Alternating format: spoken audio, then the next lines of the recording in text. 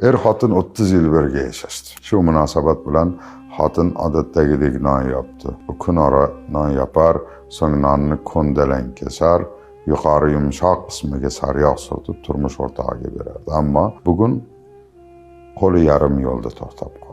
Men hozir turmushimizning 30 yilligida nonning qizarib pishgan ustki qismini o'zim yesamchi, axir buni 30 yil orzu qildim. 30 yil davomida unga namunali xotin bo'ldim. Ajoyib o'g'illar ulg'aytirdim. Sadoqatli va oqibatli rafiqa bo'ldim. Ro'zg'or yuritdim.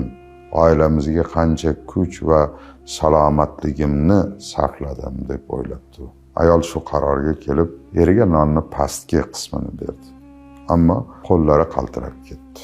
Uzoq yillik an'ana buzilgan.